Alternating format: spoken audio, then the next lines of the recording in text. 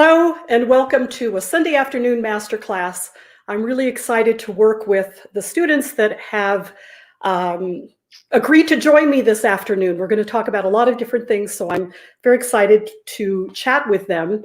And you might be wondering about my new name. Didn't you used to be Dylana Jenson? So before we start the masterclass, I thought I would tell you the story of that, which is that I was in New York City going up an elevator in a very large building, and a woman came into the elevator and looked at me and smiled and said, "Didn't you used to be Dylana Jenson?"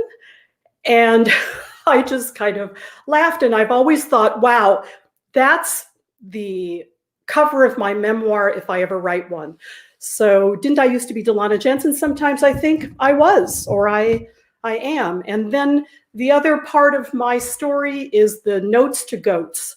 So anybody who is a friend, student, relative knows that I love goats. And I've always wanted to have a small farm and have goats, and hope that that is going to happen sooner rather than, than later. And especially in this strange time where music, what is music to us now?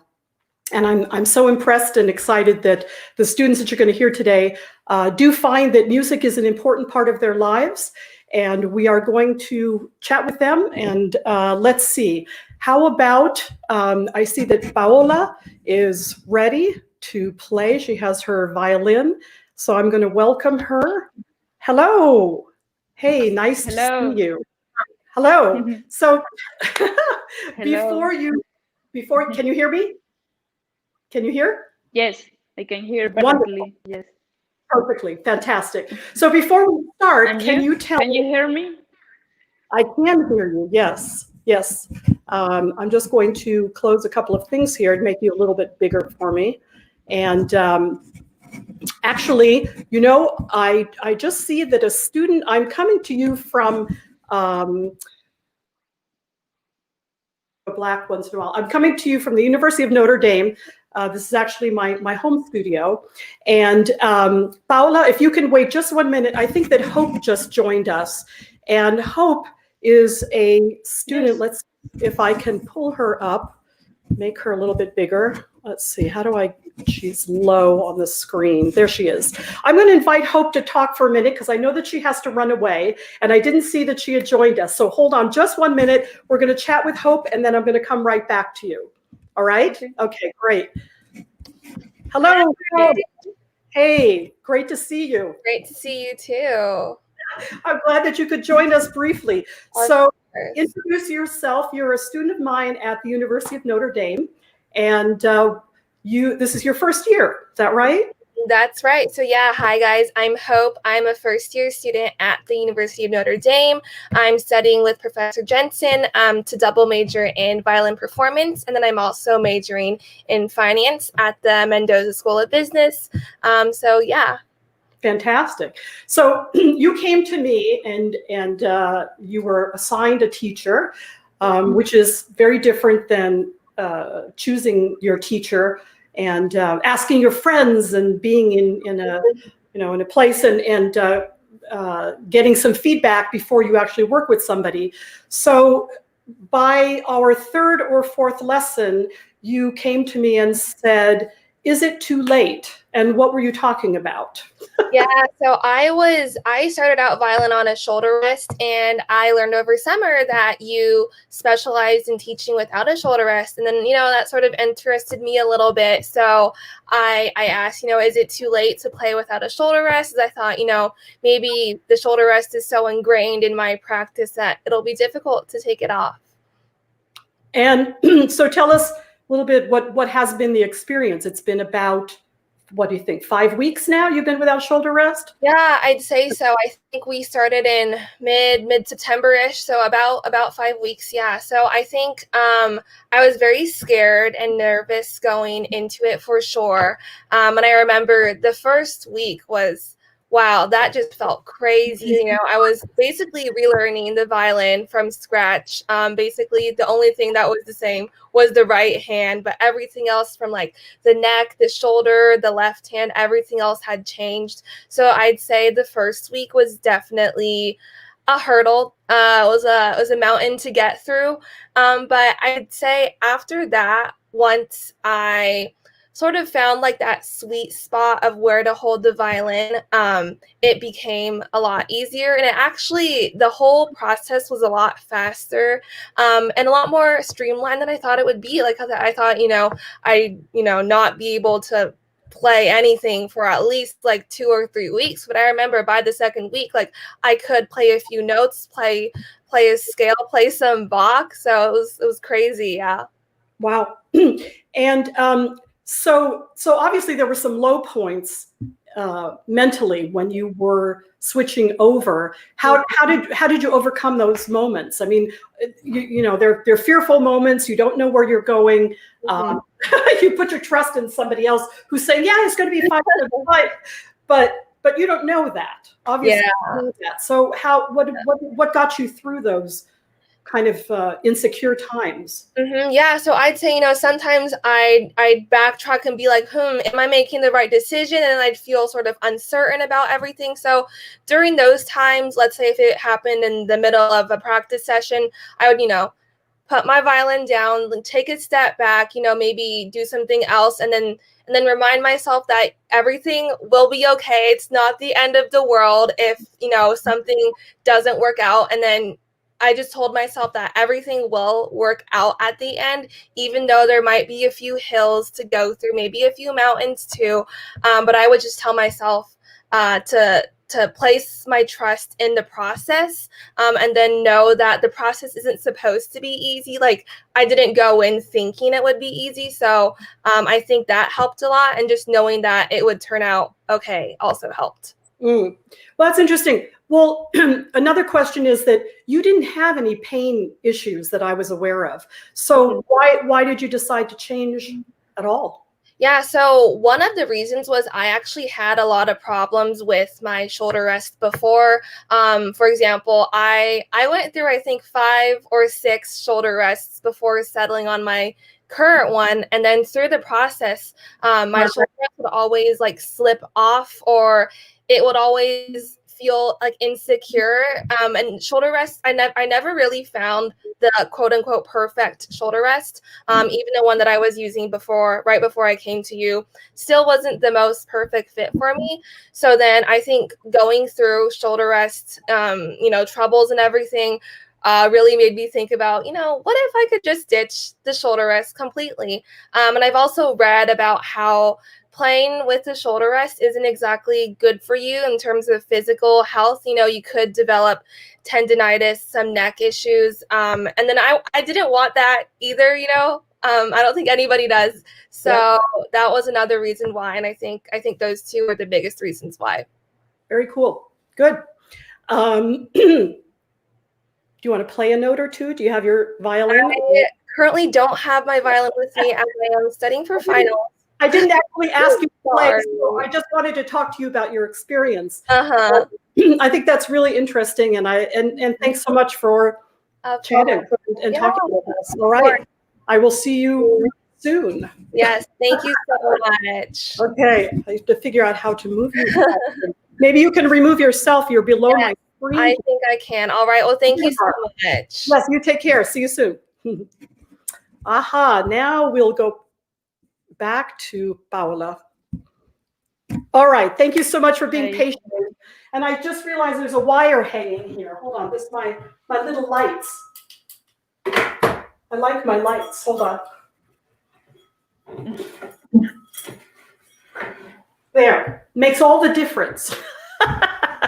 All right, so tell us a little bit about where you're living and who is your teacher and what you're going to play. Okay. Well, my name is Paola Nava. My English is not very good, but I'm going to try to speak in English. I'm living in Guadalajara, Mexico. I'm from Venezuela. I study with the teacher Camilo Acosta. I don't know if he is present in the Masterclass. I don't know. Yeah, we'll certainly meet him and chat with him. I'm 24. I'm 24 years old. I play in the Jalisco Philharmonic Orchestra. And well, So I'm going to play Prokofiev First Movement, Second Violin Concerto. Wonderful. Okay. Well, I'll just stop you at some point because it's kind of long, but we'll play. Go ahead and play, but thank you. Yes. Mm-hmm. When you're ready.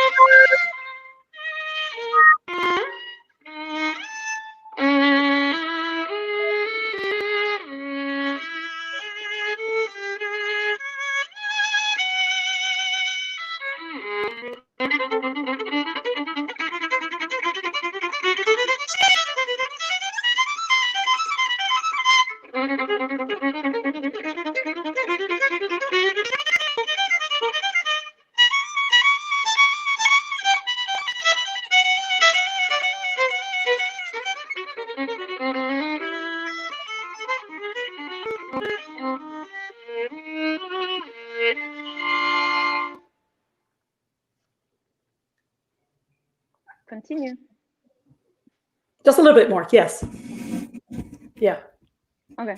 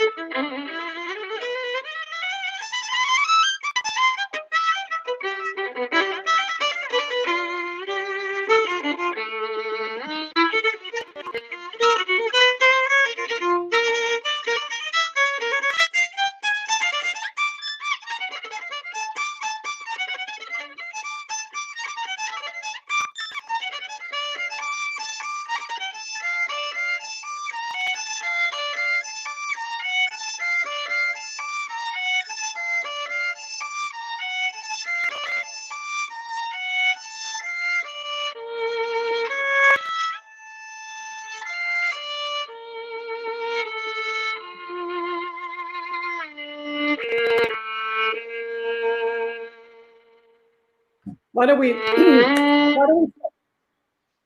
we stop there? Wonderful. Hey, beautiful playing. And I'm so impressed that you chose Prokofiev. I just love this piece. I'll tell you a little bit story before we start about Prokofiev number 2 concerto. So I don't play very often as a soloist, but I was offered this opportunity to play, and so my husband is a conductor. He's the one who always hires me. And so he says, what do you want to play? And I said, well, Prokofiev number 2. I've never performed it. This is a couple of years ago. And so I had to learn it to play it. And I started learning it, but then my mother became ill. And I stopped practicing it and put it aside because I went to kind of, with my family, take care of my mother who was actually dying. So we were all in the house with her. We were 6 of us, brothers and sisters and cousins and grandchildren.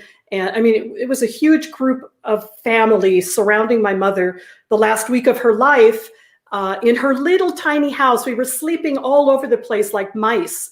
And the day before that she died, I thought, I had asked a pianist, a friend, a wonderful friend of mine, Robert Byron's, I said, can you come and let's play through the Prokofiev for her. I hadn't played violin in weeks and I had barely started really learning it.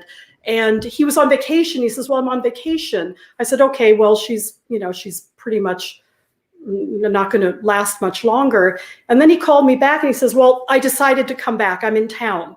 And I said, okay, come on over. And my mother had a little tiny piano and we pushed the piano into this very small hallway where my mother's small bedroom was, and there was a little hallway, and I stood in the corner of the hallway to play for my mother. We turned her bed, and all the family and friends were all over sitting in the little hallway in the room and in my mother's bedroom.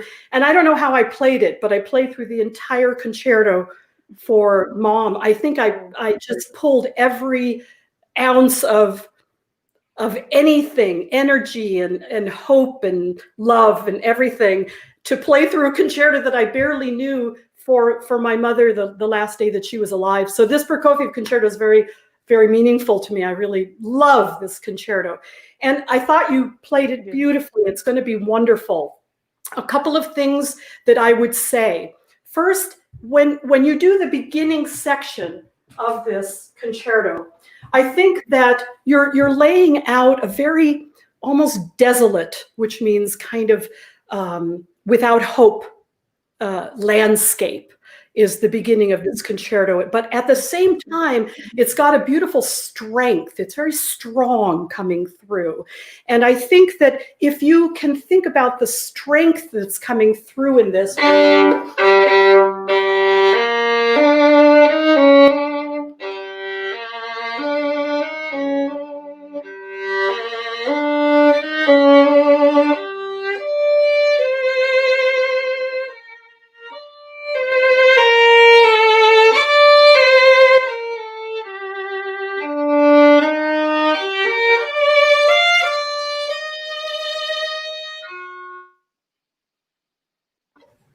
so if you can try the beginning once more and see if you can go through it with a little less of a lyrical feeling, a little less singing feeling, and more just looking at what's happening without going anywhere. It's not like just a beautiful melody that you're playing through, but you're really feeling every note, and it's got a very pensive kind of feeling.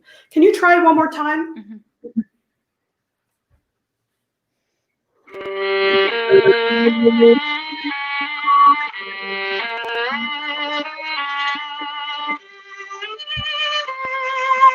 Great.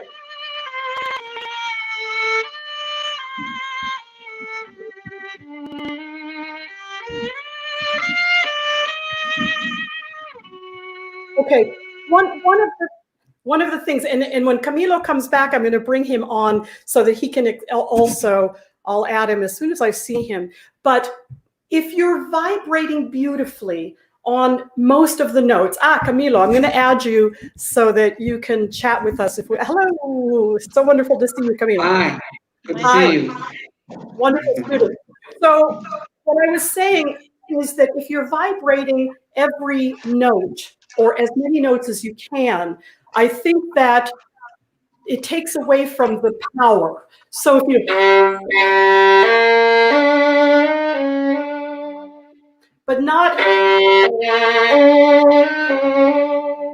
I think that you're trying to vibrate on so many notes that we're walking through this passage.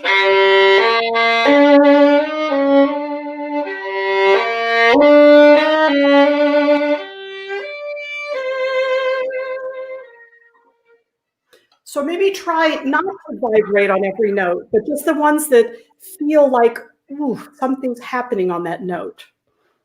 Okay.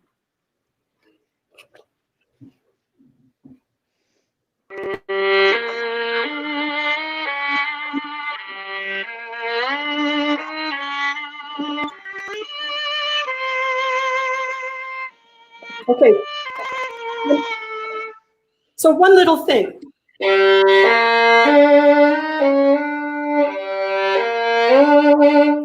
To add a slide there is very romantic. And at this moment in time, I don't know that this is already singing and beautiful and romantic. I think it's a little spark. Camilo, so let me introduce Camilo Acosta, because I just brought you in. So we met in person in Venezuela when I went there. And since then, we've kept in touch because you are not just a beautiful teacher and violinist, but a beautiful person. So it's wonderful to stay connected with you. I'm glad that you could join us. It's a pleasure to see you again and watch your wonderful class. Thank you so much for letting me be here. Oh, that's great. So going back to this first phrase, I think that adding slides and making it romantic feels a little bit funny.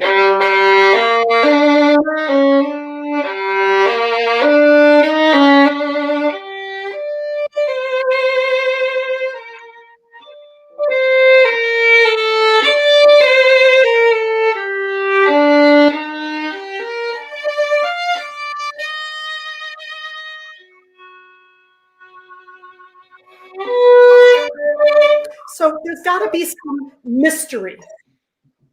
There has to be something, it has to have some mystery to it and not just immediately be beautiful and lyrical. So you have to step back a little bit. Want to try it?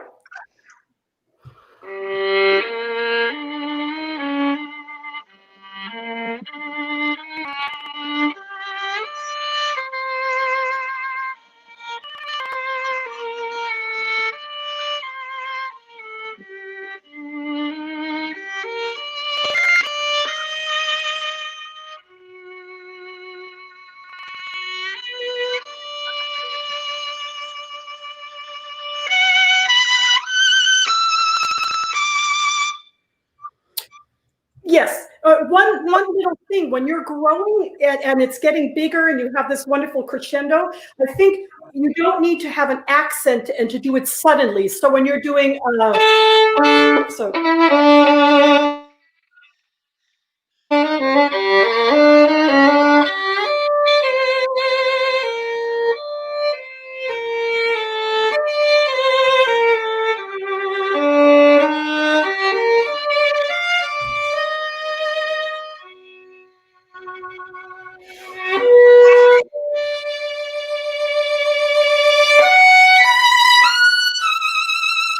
but if you do, then it becomes kind of like Tchaikovsky, like something passionate at that moment. But really, it's just this huge crescendo that's just building a pressure building. Okay. Dylana, it looks like you do everything inside your legato. You have an amazing legato going, and then you do the crescendo inside the legato, which is really remarkable. So you don't do any kind of portato. You do all the time, you do legato, and you increase the intensity of the music by legato only. That's amazing. Well, that's very interesting that you mentioned the legato and not the Mr. Kopinski, my teacher, used to call it portamento, but it's portato. Portamento, yeah. So you have to be, I was going to mention that, you have to be very, very careful in the long phrases that you're not breaking them up, because like, going to this.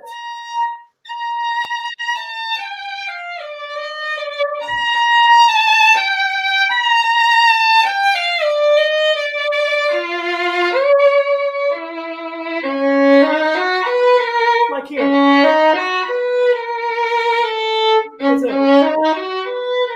If you start breaking up the phrases, so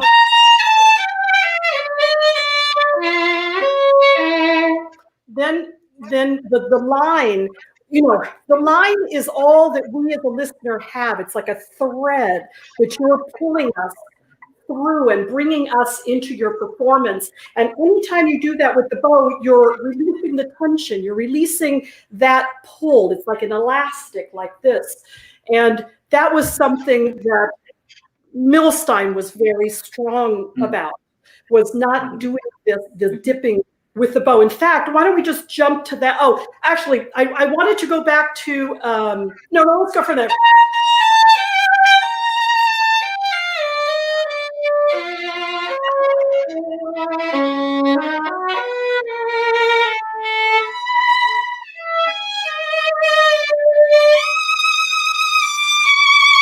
So think of, listen really to your sound. You know, the most of the problem with doing that with the bow is that as a player, you don't hear it. You become so used to the little dips in the sound that you're not aware that you're doing it. As soon as you're aware that you're doing it, it's gone, because it's not something difficult technically. All you have to do is really, you know, sustain, right, with your bow. So try from there. Dee da da da da da da.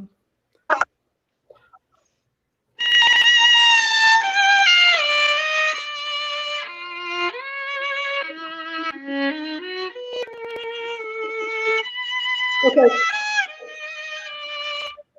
So to really hear it and to change it, play a little bit slower this time and really feel the bow on the string, right?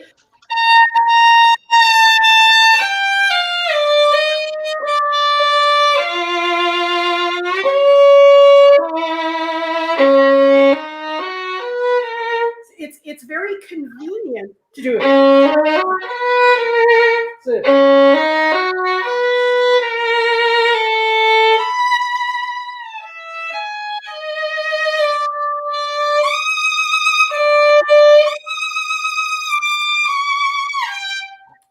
Whatever that was. So you have There's absolute continuum of the sound and the bowing, very continuum on the string. No? I'm going to try. Yes, continuous. Try it one more time and see if it can really sustain. Listen, slow down a little bit and listen carefully to the space between the notes. That's where it's happening. Go ahead. Mm-hmm.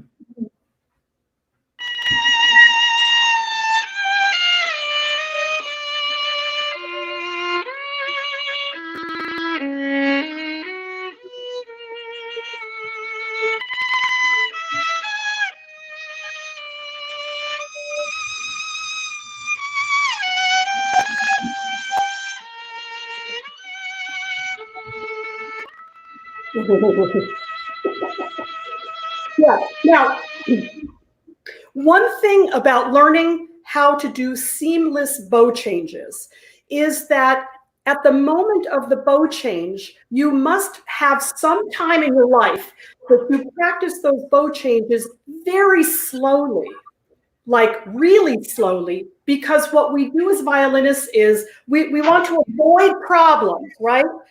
I'm very lazy. I always say I'm a lazy violinist. So I want to avoid problems, but at the same time, the best thing to get rid of the problem of the bow change is to deal with it and learn how to do it slowly. So when you're doing a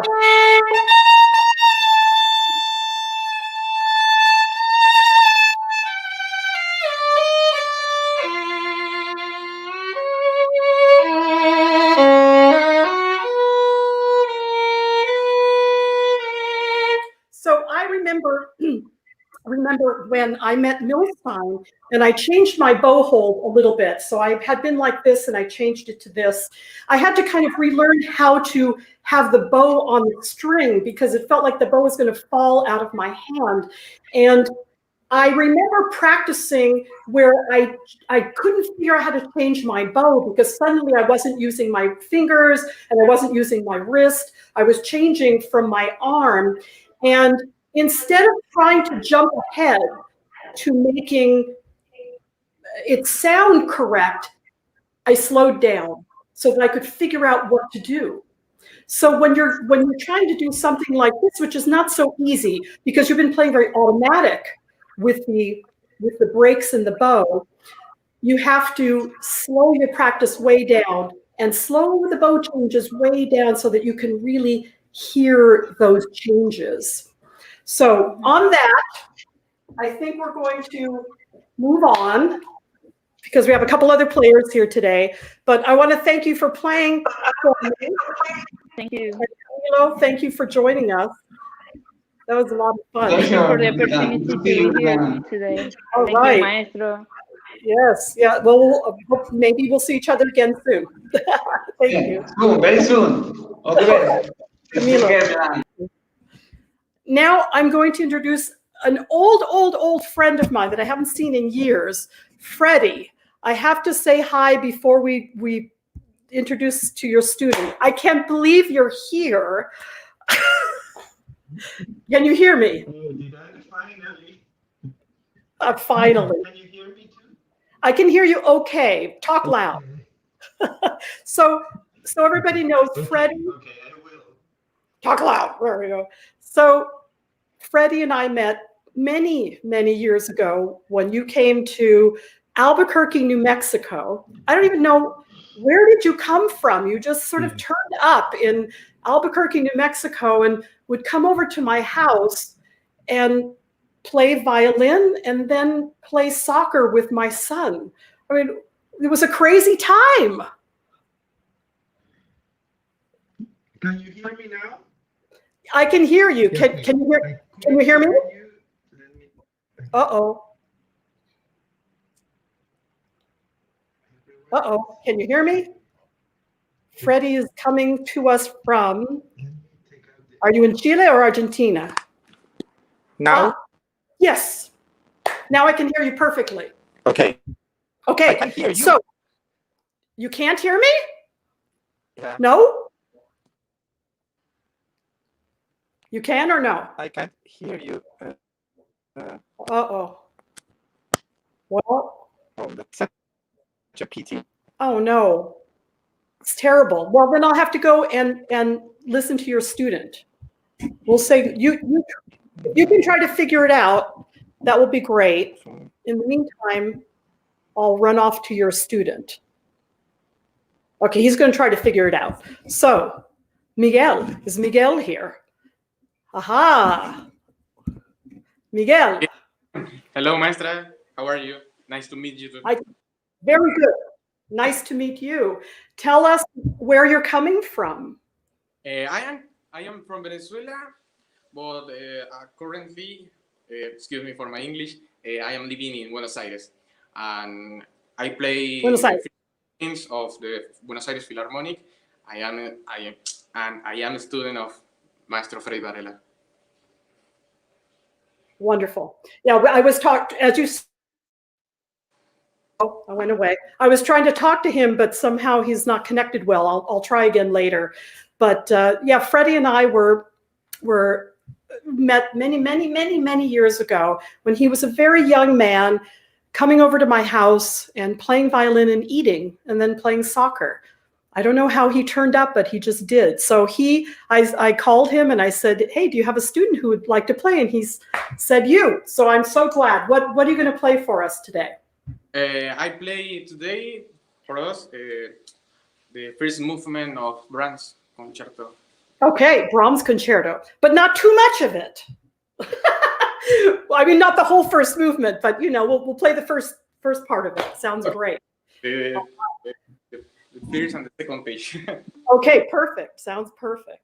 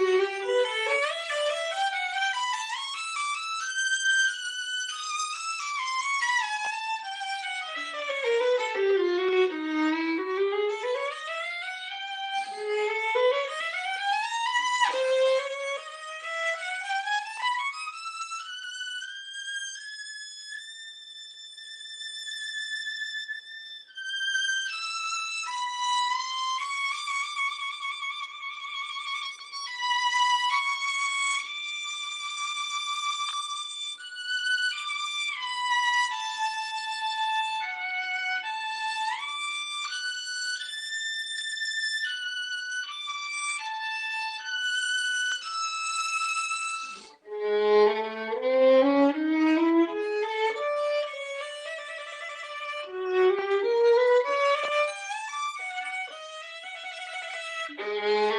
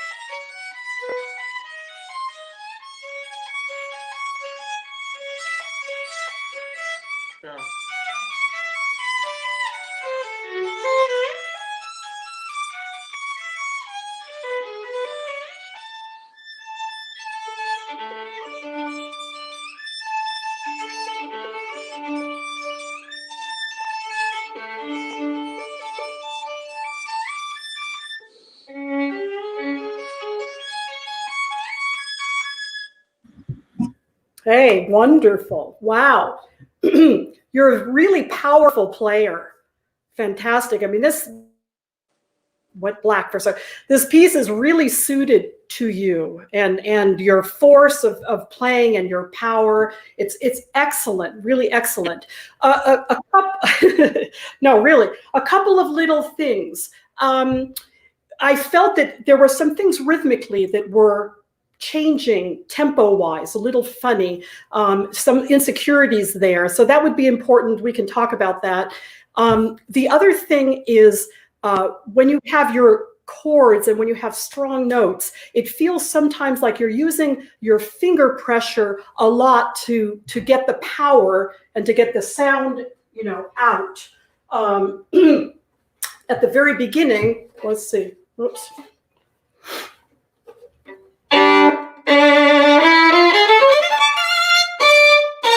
So you have. So, of course, we always come back to the chat about shoulder rests. In my world, I always come back to it. But your violin is very high, so your arm has to be quite high, your bow arm, and your finger is a little bit extended. So you're trying to get your sound by kind of pushing on the string. And unfortunately, you can't really bring your violin down, because if you did, you would be pulling your waist with you, your whole body. You know, you're not able to move the instrument with flexibility. So you might want to think about that, maybe change to a sponge or something else where you have a little more flexibility. But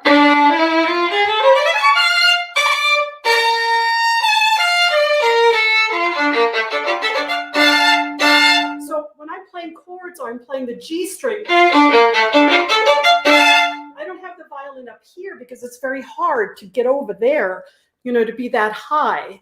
But also, if your first finger is extended like this, you're kind of sending your arm down, right? You're sending your arm down because your violin is high, so this makes it more comfortable to get to your violin with the finger.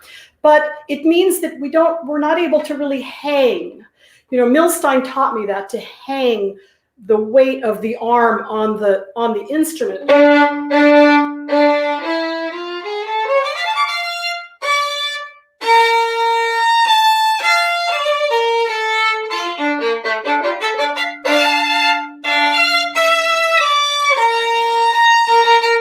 So that's something you may want to think about, is just the quality of the sound and how you're drawing it out. So you're big and powerful, and if you can use some of the weight of your arm. But let's start at the beginning before we talk about some other things. Play the beginning again and see if you can, when you get to your, you can notice that you're coming this way onto the instrument. Excuse me. Start again.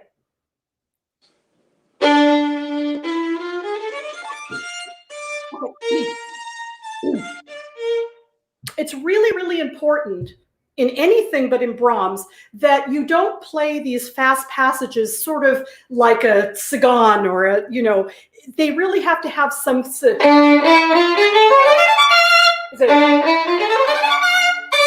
It's not a sweeping passage. It's a calculated passage, right? I mean, Brahms wrote it out very carefully how you're going to get faster.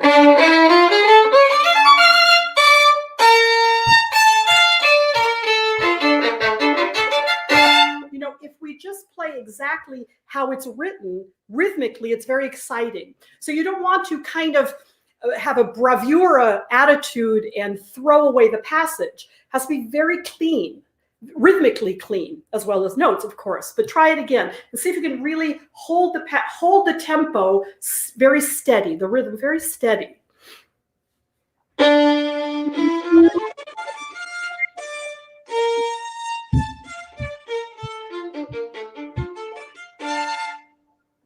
Go on.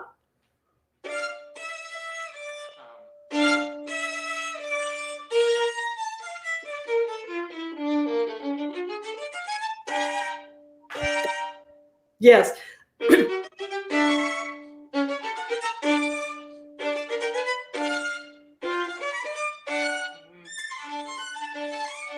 Yeah. When you get to there, you have to be very careful because with the orchestra, you're not going to have the freedom to, you have to.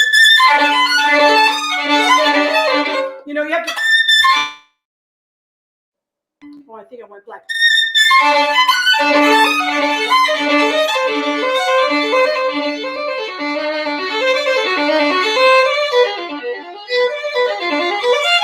It has to be so even, and you have to practice with metronome, or at least an internal metronome, so that you feel if you're starting to run ahead, because once you get with orchestra, you have to be able to be completely steady or be pushed by them. I mean, of course, you want to be in control, and that's our hope, is that the soloist is in control.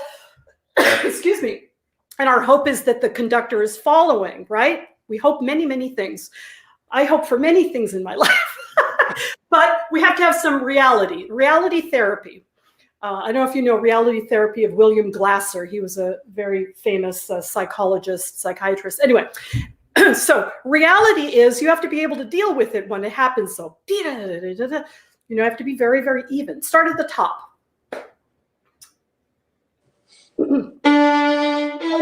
There. Let's start from here. It says.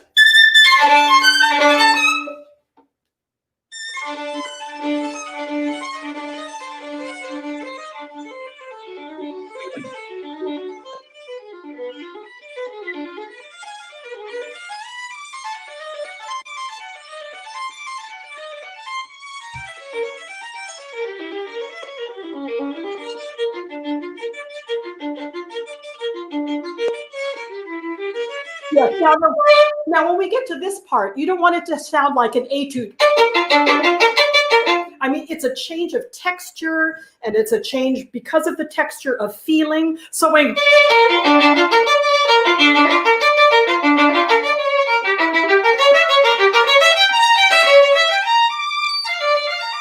everything is leading. So don't just chop it up suddenly, because otherwise it becomes like a little section, but we're not feeling continuity. So the continuity is very important. And enjoy that. Don't try to rush through it. Try from there.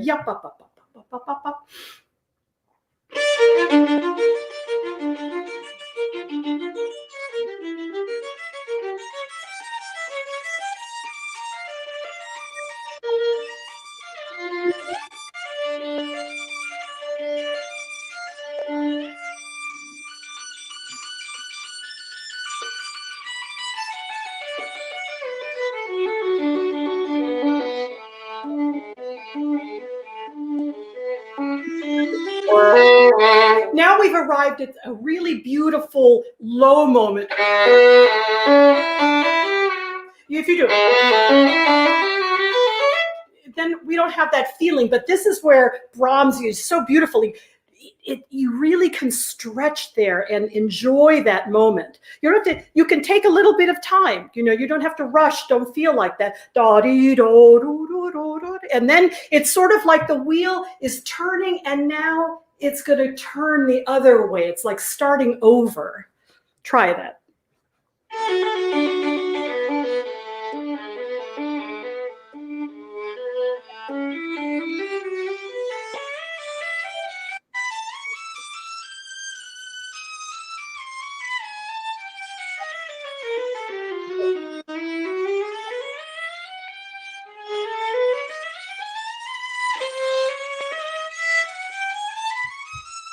So, okay, now here we're rising, right? Beautiful rising. Don't rush.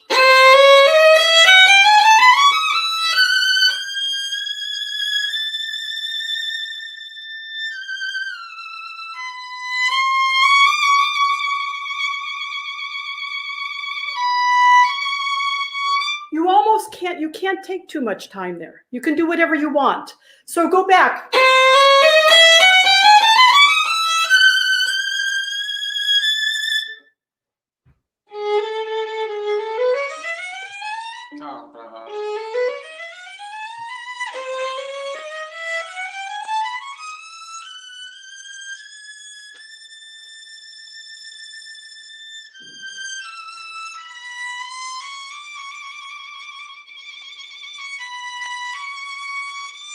Okay, good. Now, one thing I would love to talk about is the speed of your vibrato. Right now, you're using a very arm vibrato like this.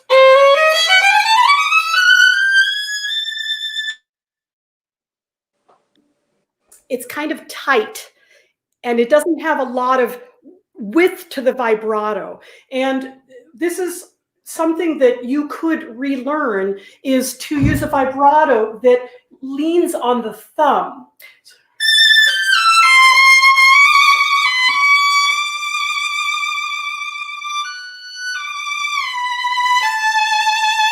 So what's happening now is that you're tightening your wrist, and your wrist is not responding to what's happening in your arm. And when I reteach vibrato, it takes a few weeks. It's not easy. It's, you know, at least three, 4 weeks. In fact, I've been reteaching a lot of vibrato with my new students where I'm teaching here at the University of Notre Dame.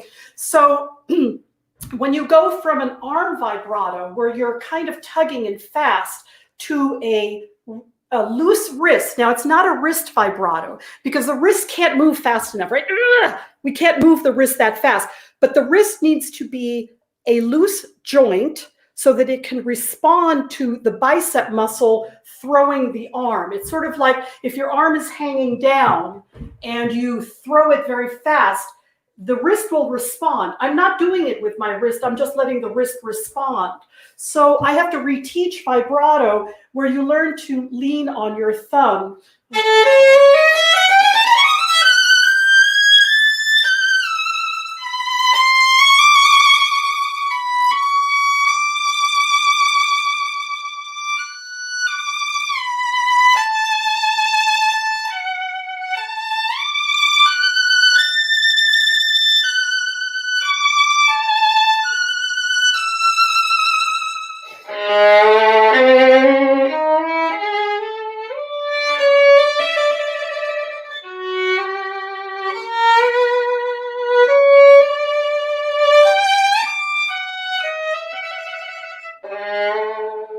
So the process of relearning the vibrato is actually important because you have to have a vibrato that has width and speed, and then you can do what you want. Because what is vibrato? Vibrato is everything.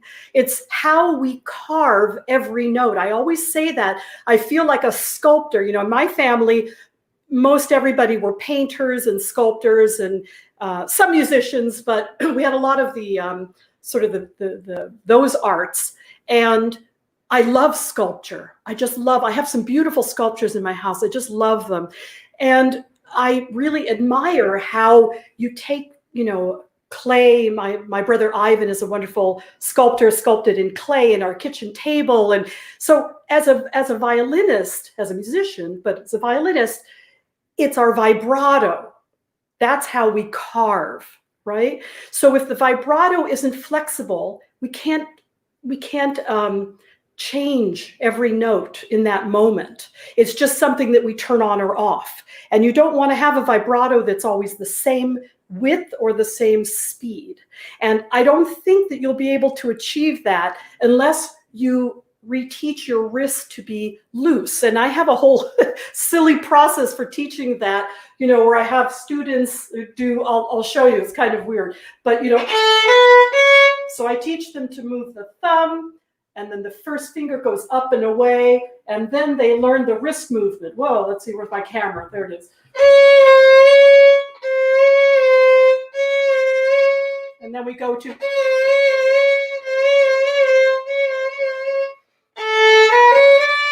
thumb, finger, away.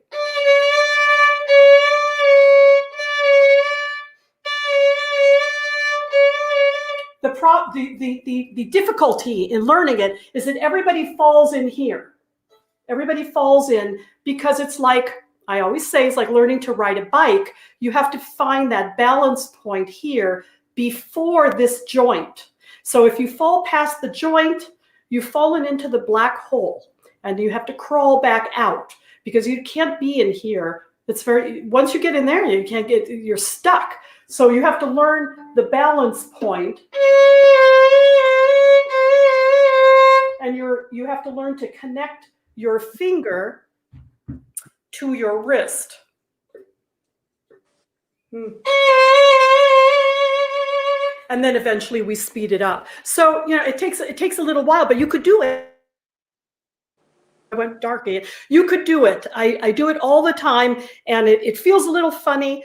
But the one thing about changing your vibrato, if you want to change it and redo it, is that you have to stop your old vibrato like you're quitting smoking, 100%. You can't even do the old vibrato at all. So you have to completely stop it so that you can relearn a different type of vibrato. But anyway, I think we're going to move on. But it's been fantastic to listen to you play. And if you want to relearn vibrato, send me a little message and we can work together. I would do that. That would be a lot of fun. Thank you so much, Maestra. Thank you, Miguel. All right. I see that Ella is here ready to play. So well, let me add you. Hi, Ella. Hi. Well, nice to meet you. And sorry, I cut off Miguel so quickly. Sorry, Miguel. Thank you for playing. So Ella, tell us where you're from. Where are you? I see you're in a house somewhere. And what are you going to play?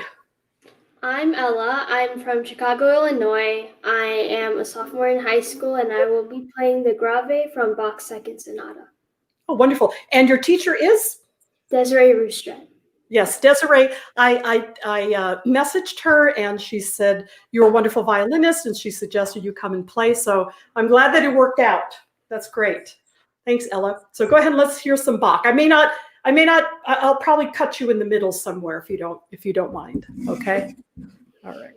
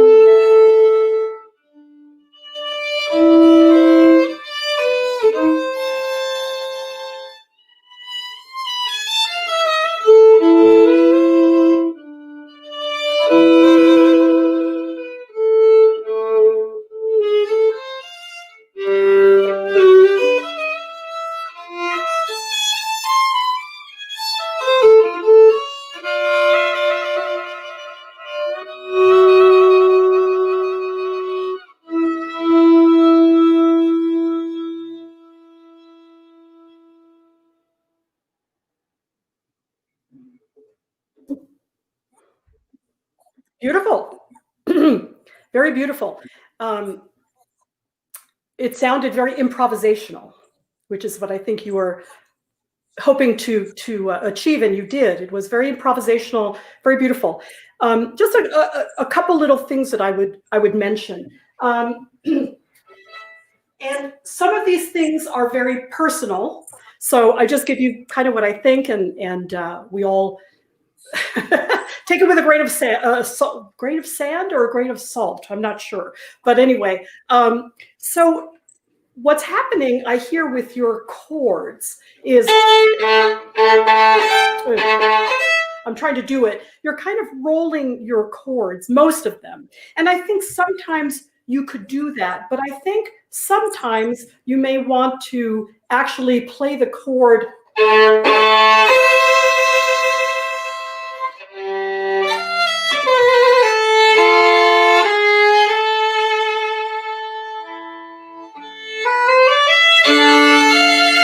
So I love when I'm playing Bach to feel the bottom, to feel the foundation, the droning bottoms of the chords. And if you run away from them, it almost sounds like kind of a light lute performance, like a sort of guitarist kind of feeling. And I feel like if you play the bottoms a little stronger, a little warmer, deeper, then it almost like you feel like it's lasting through the next phrase. You know, so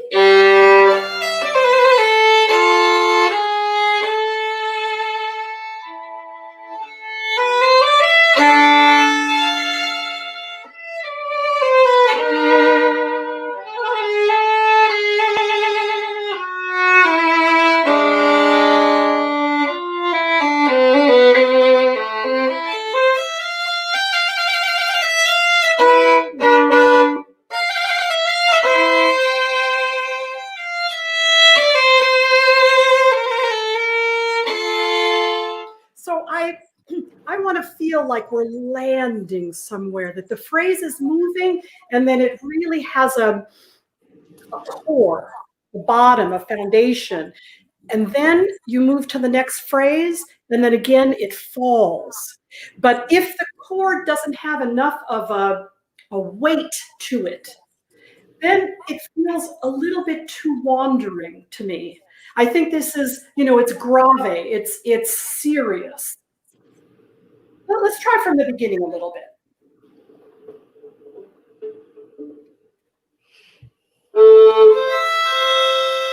Yeah, and make sure that you have practice and you're able to play 2 and 2. So I don't even, you know, if you miss a note for a second, then it's like a rubber band letting go, like that. So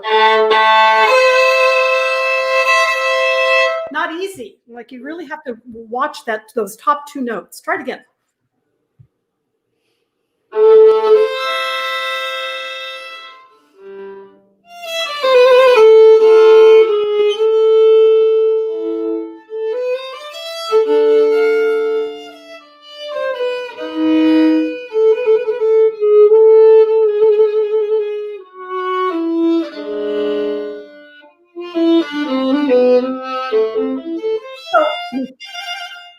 Good. Now, when you're trying something new or a new idea, it's hard to instantly, you know, incorporate, right? It's hard to do that. So I understand that, and no criticisms here. But what would be useful is to do, I always say, exaggerate. So if you exaggerate the idea, you can kind of grasp it a little bit better to see what it is. So this, when you do, so why would Bach write our lowest note if you're going to play it super piano and run away from it? So I almost don't hear it. You know, you could try, you know, play it so we can hear, because here comes another one.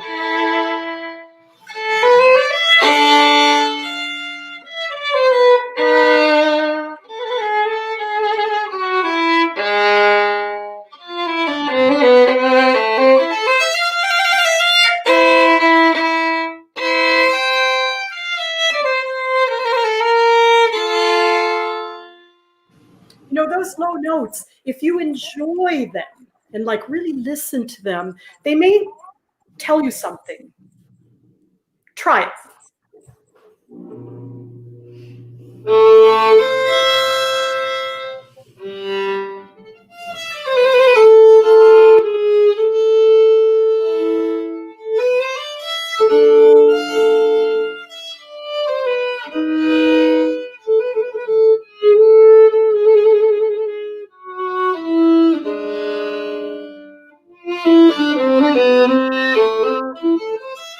Okay. Okay, good. Now, you have to be careful that if you're taking long lines of these faster notes and you're always speeding them up to the end, that it doesn't become a little bit of a mannerism instead of a musical idea. So what I'm hearing a little bit is that you're doing it most of the time, or maybe almost all the time. So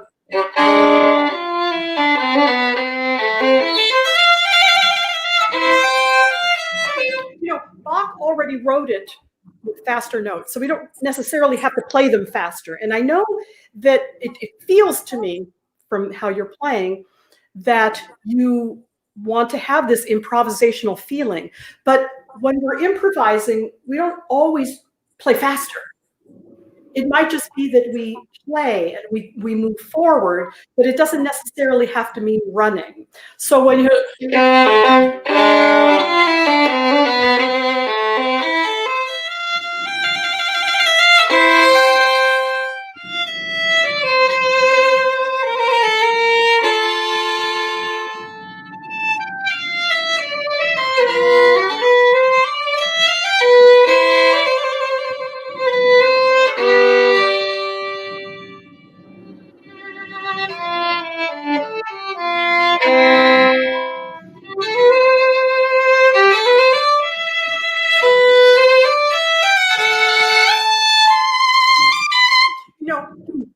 if you just follow the line and let it take you where it's going and play it very much the way Bach wrote, although I'm not a purist. So I don't tell myself, oh, you have to play it like this. Or my students tell me, they're saying, well, it should be this. I'm terrible. I'm a terrible romantic Bach player, but whatever, you are who you are. But you just, as I said, you have to be careful that when you do something, you don't do it every single time. If you want to run one of the runs and have a sense of motion and movement, fine, but you have to be careful that, again, it's not a mannerism. So a mannerism is something that becomes part of your playing by habit. You don't want it to be habit. So can we go on from, let's see.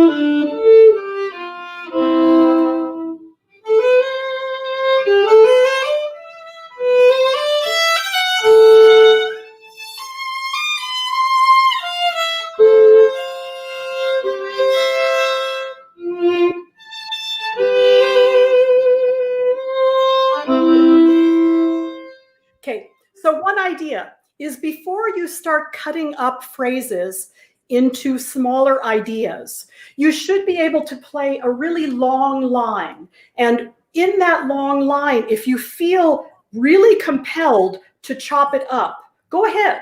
But you need to be able to do it with that vision that's going much, much longer. Back again. I feel sometimes like you're really chopping up the phrases.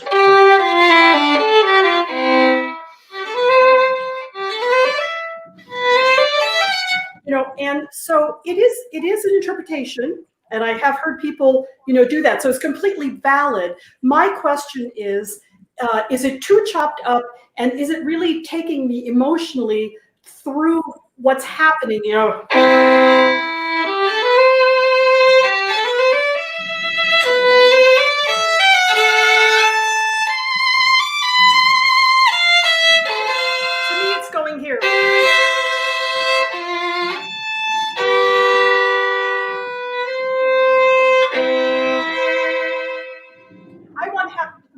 play, I love to have a sense of arrival. I've arrived. Ah, that feels good. And to feel that and to enjoy that, you know, and then move on to the next thing. Let's do that once more from.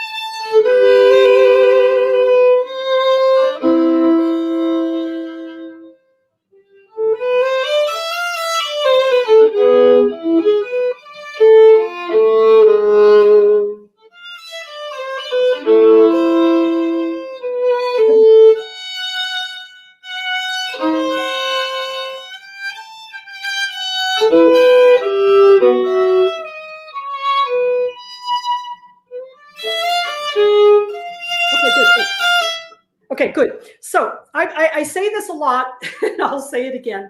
You have to be very careful that when you're practicing and playing, that you're not practicing for your interpretation to perfect it so that that's the way that you play. So in my opinion, when you're practicing, you want to be technically free.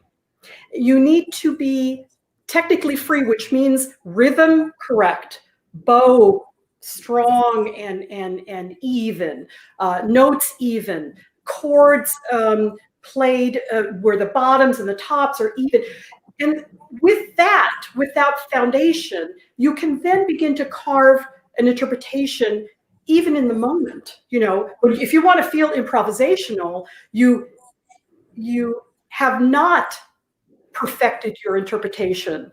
You have allowed yourself the freedom to experiment, which I always say, the freedom to experiment, which means technical freedom, and then do what you want in the performance. Now, that may mean that this particular way of playing these passages is one of those ways that you've practiced it.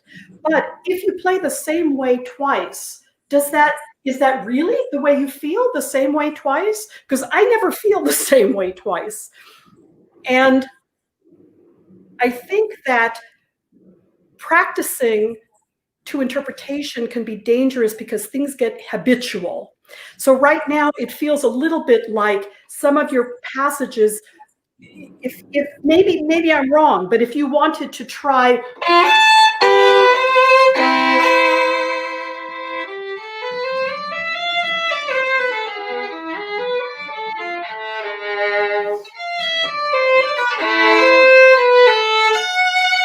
try to play it absolutely straight. You could do, you know, if you want to do crescendos or diminuendos, you know, whatever you want. But see if you can play it really calm, very even, just like it was written.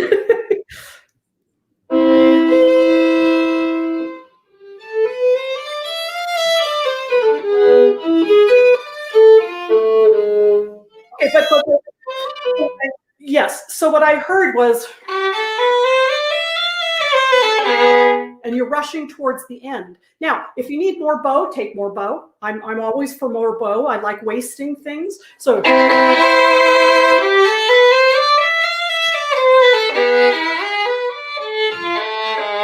if having it all in one bow is causing you to rush at the end, so dump the bowing. It's not working. But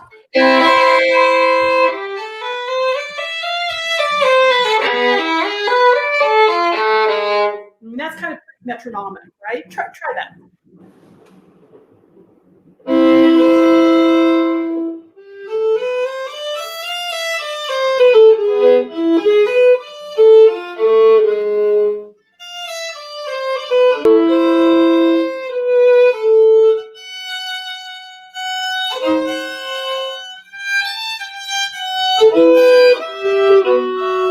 Good. Very nice. Great. Okay. So then the idea would be to play it that way and not to feel like you just boxed yourself in, but to actually feel like it's pretty comfortable and easy, and you play it pleasantly. So sometimes when people play metronomically or rhythmically correct or whatever, it feels like you suddenly got constricted and you can't do what you want, and then you throw everything out the window. But so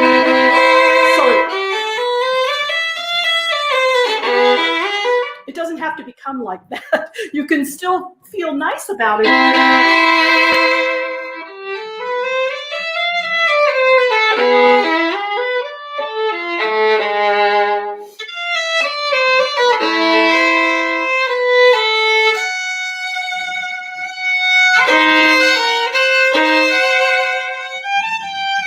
So when you take away your interpretation that you think is the one that you want, right?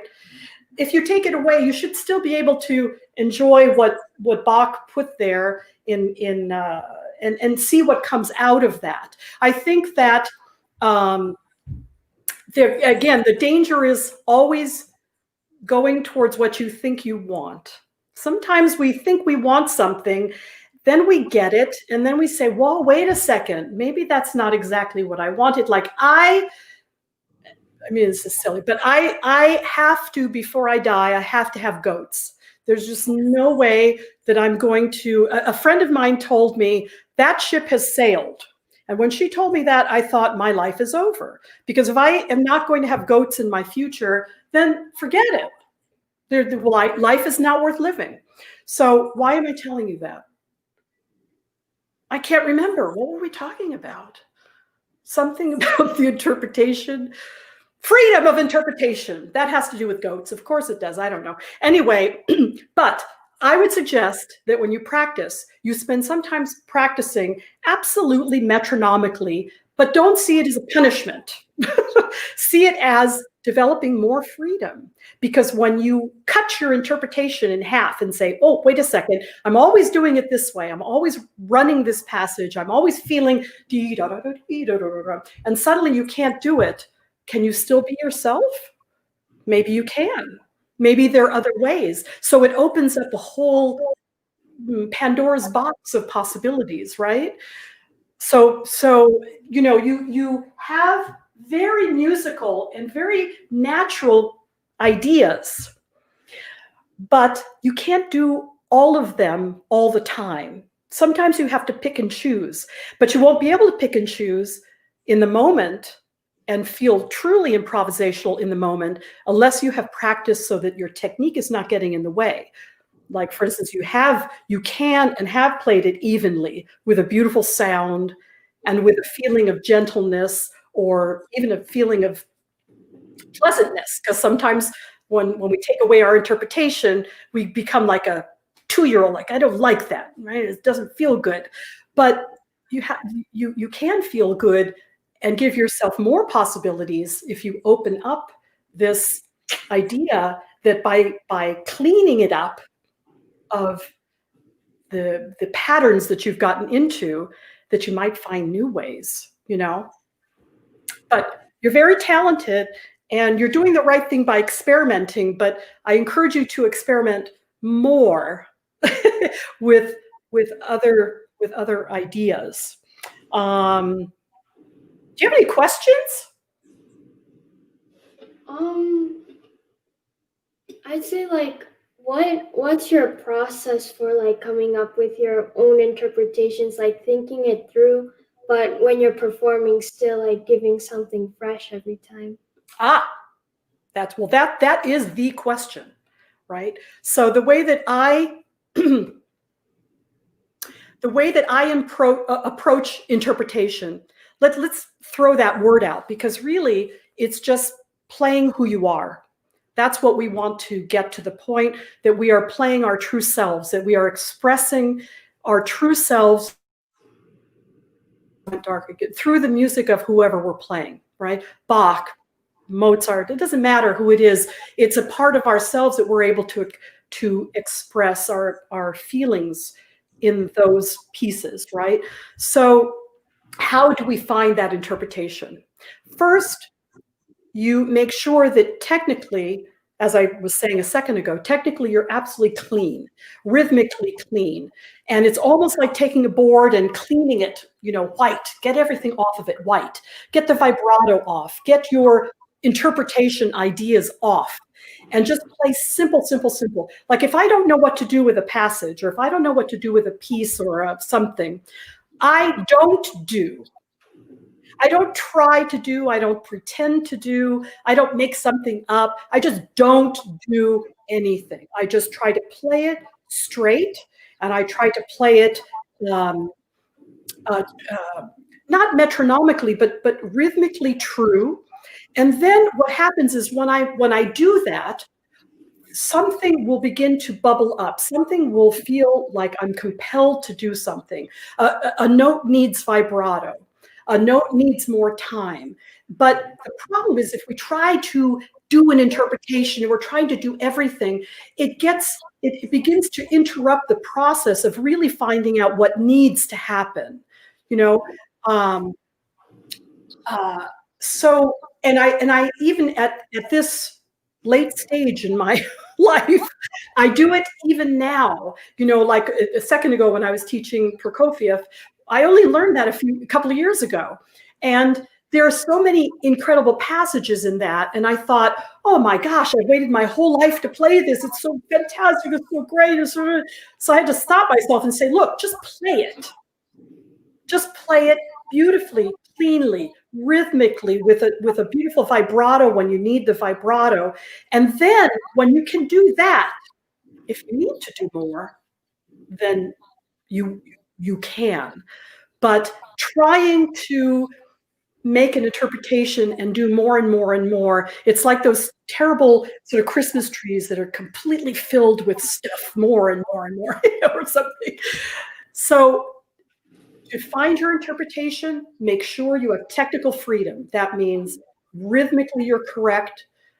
Your bow changes are seamless and beautiful. All of that is in place. And then you begin to stretch here and there and see what has to happen. Because if you don't vibrate that note, you won't be happy. If you don't take time on that bottom, like when I was playing at the beginning of this, da-dee, ba, da-da. To me, if I don't hear that G string, that open G, it's like, why am I playing the piece? There's this incredible open G string. I want to hear it. So that feels compelling to me. I don't run away from it. And that's how I move towards, and we call it interpretation, but it's really, if you're connected to your music, that's how you get connected. It's by being really, really honest. So don't try to do something that somebody else, you can try, experimenting is good, but don't try to do something that somebody else has done. The only reason you would do that is to kind of feel what they did and kind of feel where they're thinking and feeling. But for yourself, it's all about feeling compelled. And if you don't feel compelled, just play the music. Just play what was written. You don't need to do anything more than that. Does that make any sense at all? Thank you. Yeah, listen, it's been so great listening to you play. Thank you very much. Have a wonderful. Thank you so much. Okay, bye-bye. Thanks. And now let's see if we can, before Rabia plays, let's see if Freddy, can we talk? Can you listen to me now? I can hear you perfectly. Me too. Good, Oh. Great. Finally. So Freddy, old friend. Old friend. What were you doing at my house in New Mexico? What was happening there? I went to cut a lot of grass to your house and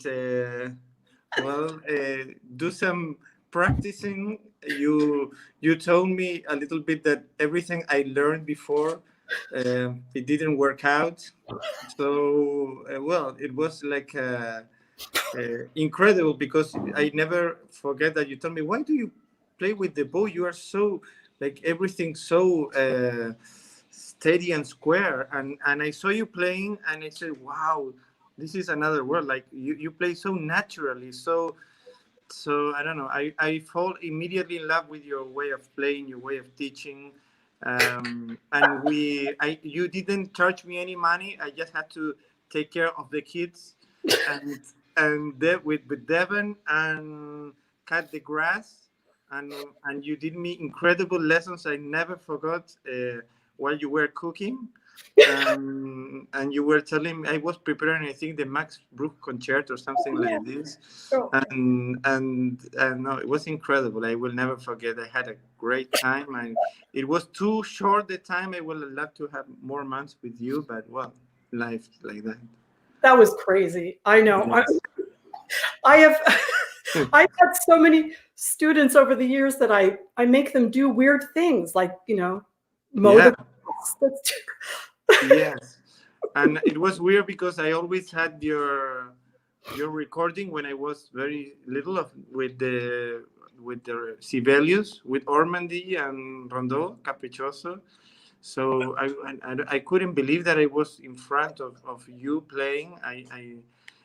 The same as now as you teach. Your way of teaching is such a refreshing. It's not. It's.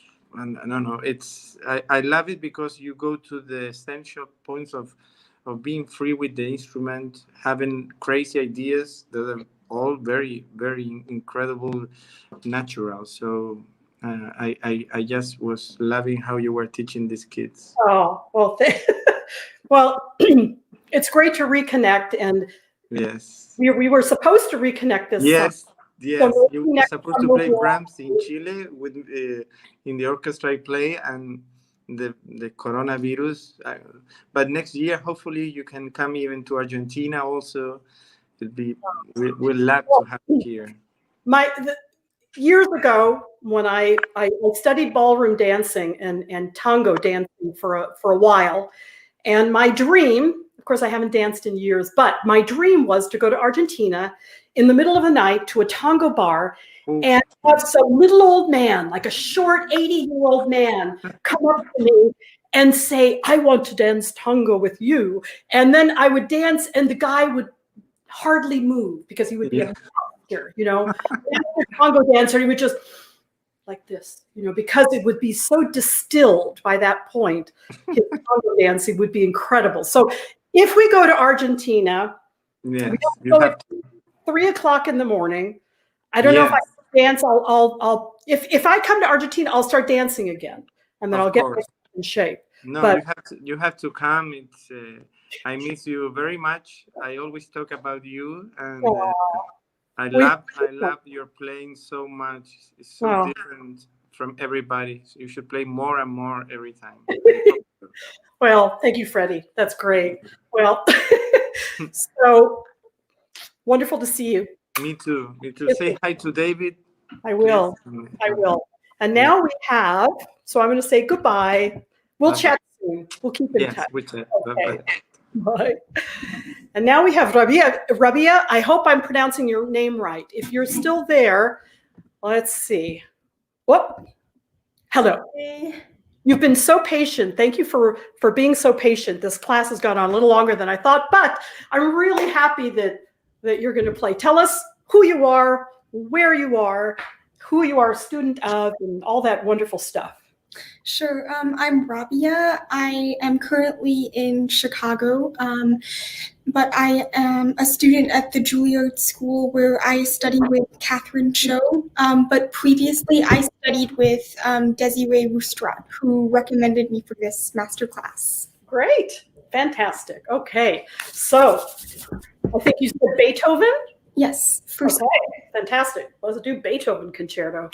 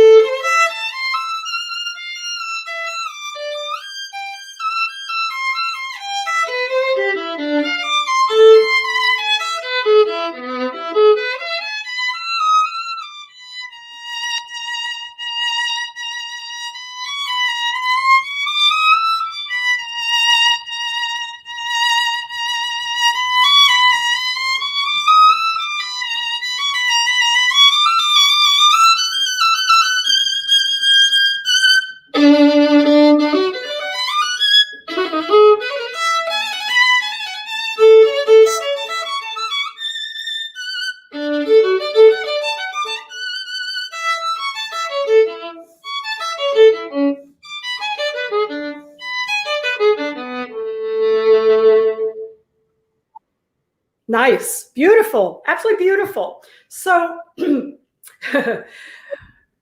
you are really, really sensitive as a musician, and you are feeling wonderfully beautiful moments through this whole Beethoven.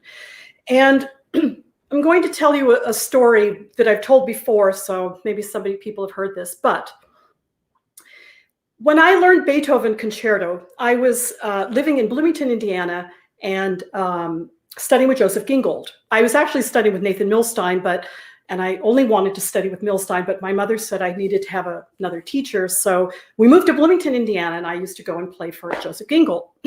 So I'm learning the Beethoven Concerto, and Gingold had a very interesting way of using his face. So if you were playing and he didn't really like it, you start like, making funny mouth movements. So I'm learning the Beethoven Concerto, and he's doing these mouth movements all the time. And he keeps telling me in the lesson, this is the Emperor Concerto. Every note is a pearl. Everything, every moment, every note is special. So, of course, with the idea that every note is special,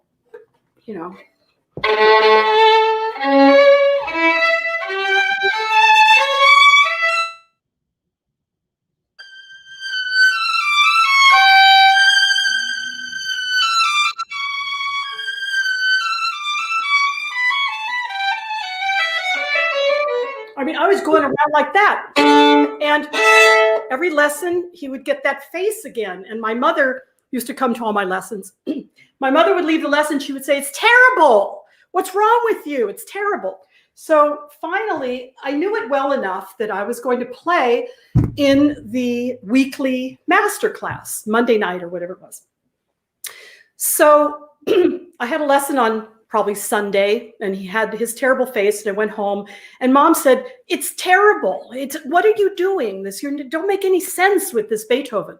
So I got out my Milstein recording, of course, the old vinyl, and I got out the Heifetz recording and Oistrakh recording, and I listened, and I realized every note is not a pearl. It's like moving through. And I listened to these incredible performances, and the way that they use the arpeggios and the scales to just walk and move through this atmosphere and to the next part and moving. And so I get to the Monday night class, and I didn't play it like I had been playing it at all. I completely dumped that idea that every note is a pearl. And Gingold was really shocked. He was really, really shocked after the class. He says, I don't know what you did, but that's it. So when you are a very sensitive musician like you are, you want to do so much. I know you want to do everything. An old friend of mine told me a story about, I think it was her grandmother, who told her, you can have anything you want, but you can't have everything. So right now it feels like you're trying to have everything.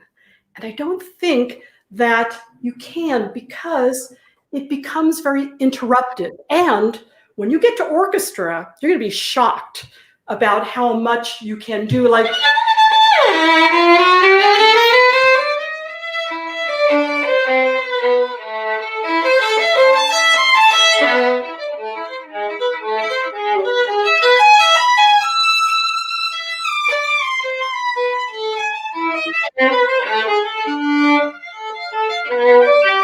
that's about as much as you're going to get away with, because the orchestra is moving. I mean, bum, bum, bum. It's moving, moving, moving. And when you start the whole concerto,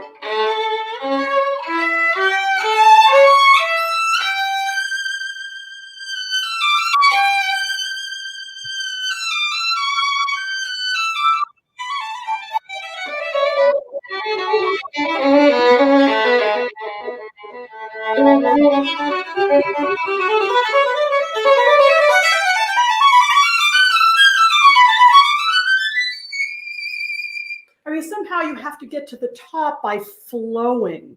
So right now it feels like Again, you're so sensitive and you want to do so much, but you can't.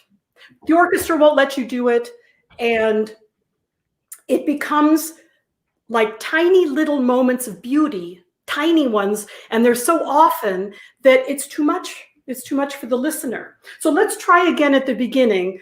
And let's see if you can let it flow a little bit, right?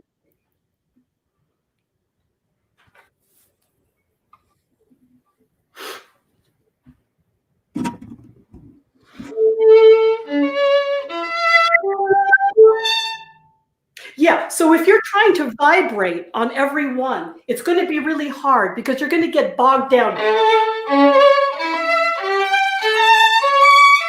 You know, you might want to play without vibrato and see which one needs it.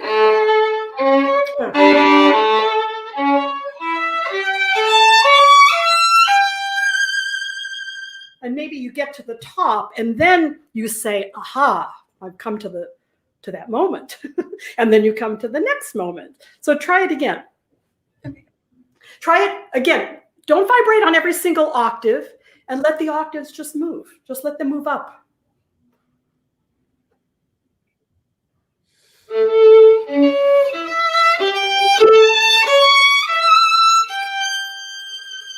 Okay. So what happens is in the middle of it, you're getting very passionate. Whoops. They're just octaves. They're just walking octaves. But if you do, you're stepping backwards. In each octave, you're stepping backwards instead of moving forward. You don't have to rush. You can just play it as it's written. But if you're doing so much vibrato and so much emphasis with your bow, then it's like you're pulling back and each one becomes more important than the next one. But which one is the most important? And then we get confused because we're not sure. So try it again.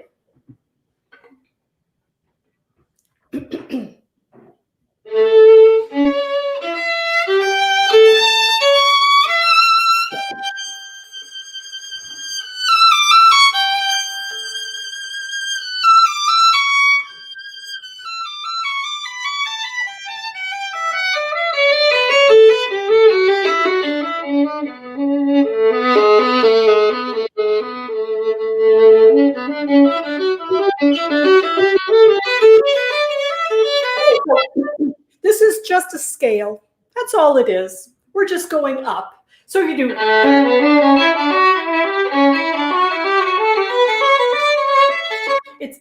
It's too much interruption of what's really happening. It's just this beautiful walking, moving upwards.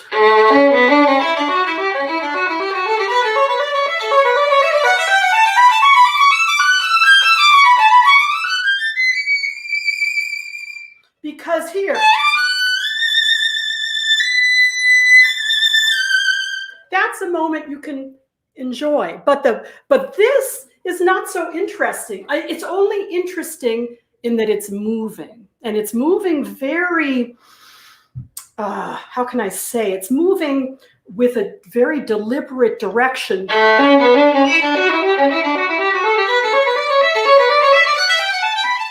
But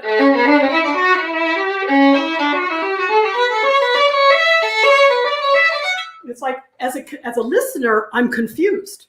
Do you want me to go here? Oh, no, you want me to go here? Oh, maybe it's this one that's most important. I think you're just walking. You're just walking and you're going. So let's go a little bit. Try it.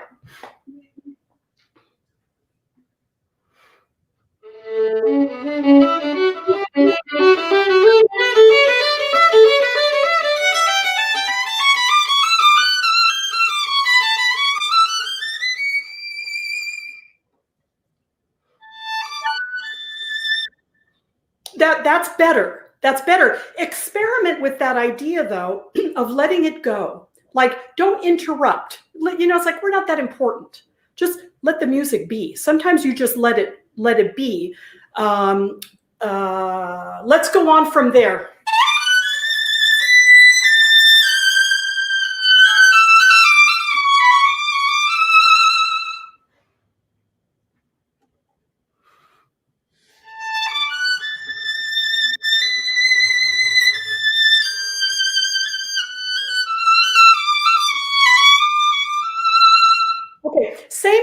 idea. If we're here,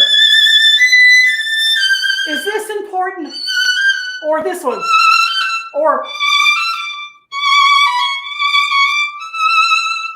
is it just?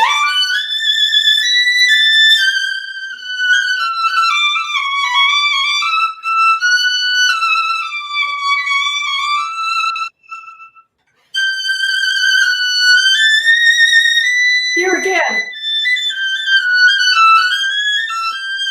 I think they're just decorations around a melody. But if you make the decorations so important,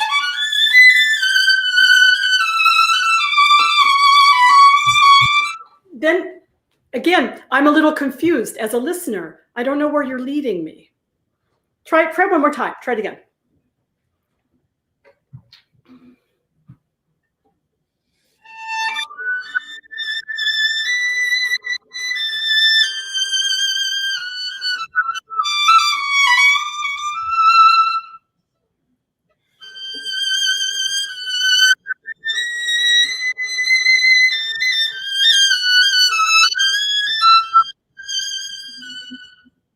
Yes, I thought that was a lot. I enjoyed that. I mean, I thought that was beautiful.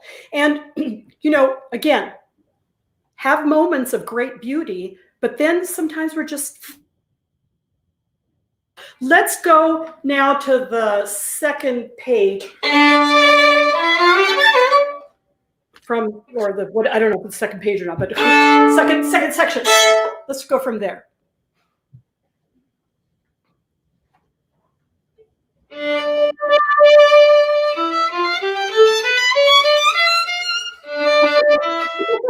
So I don't think that's a high moment. I think here, I don't think that's a sublime moment. I think it's a moment. You've come up, you're going up, you're coming down. It's going up again and down, and then it's going twisted. But if we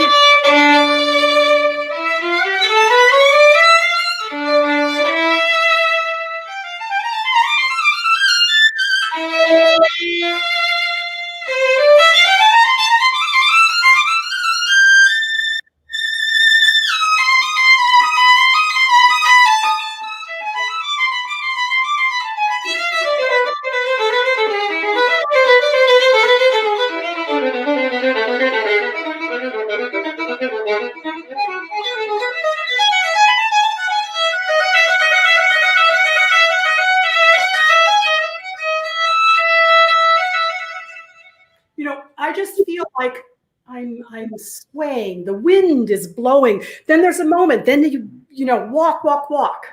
If you keep what is the most special? Where are you going? And if you think that way and let it go a little bit, I think you'll find perhaps a different direction. Let's do it one more time.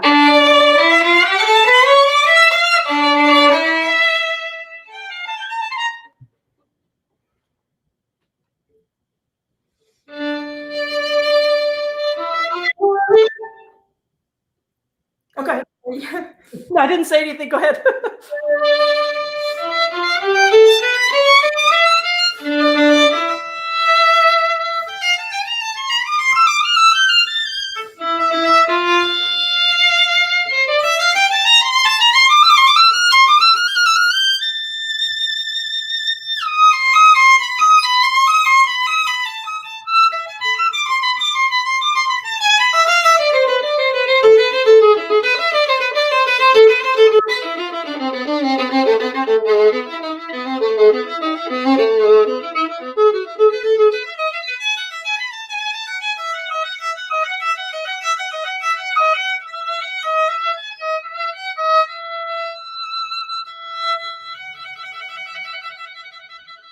Yes, I remember. I remember Milstein teaching that. I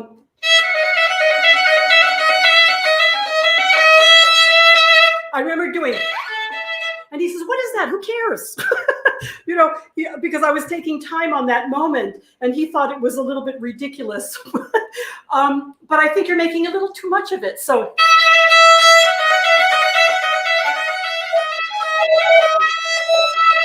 Because we're getting to here. And then we've got something happening.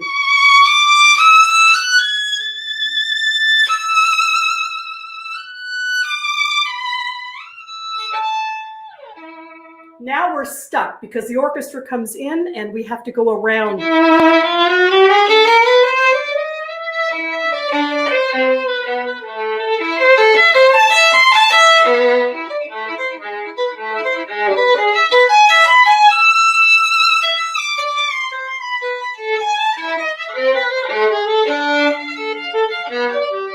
And you're just going to have to make the best of it. And the best of it is great.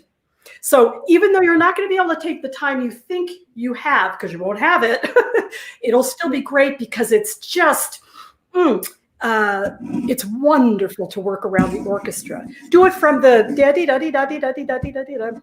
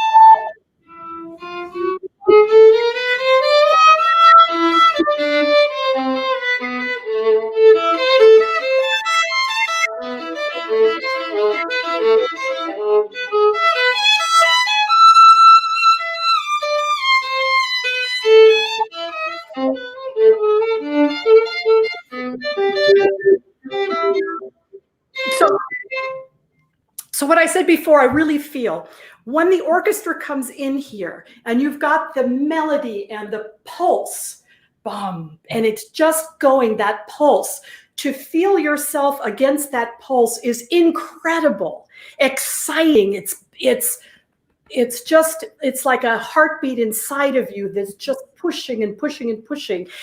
And you will not be able to do what you are doing now. You just won't be able to. And it's not because I'm a spoil sport. It's because you won't be able to. So you've got to feel that tug of war between the orchestra and enjoy the moments that you can, for a second, bring something out. And then you go back. And then again, you bring something out and then you go back. That's all you can do, but it's enough. Right? So what you want to try to do when you practice this is, I don't know, metronome or not, but you can use your foot or just use your inner heartbeat.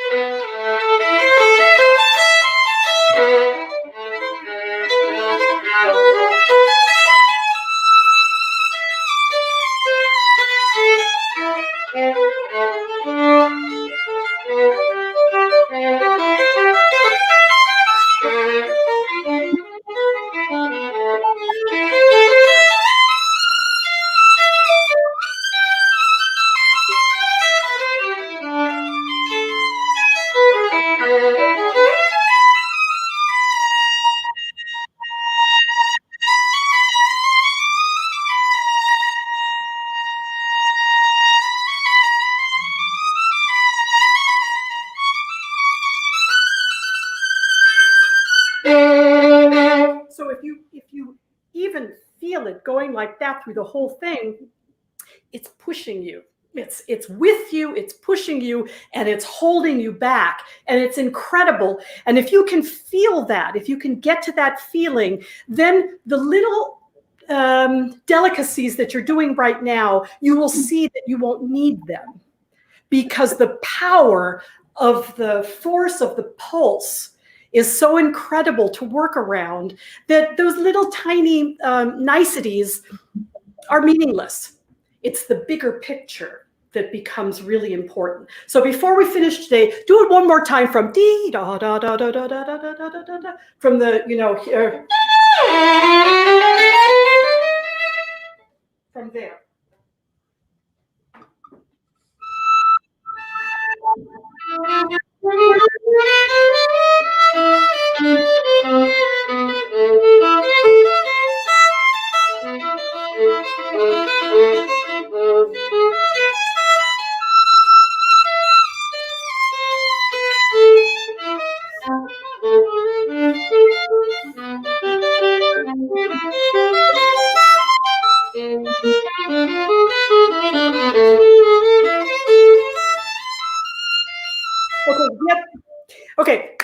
thing I'm going to suggest is that this is a big concerto. This is a long concerto, right?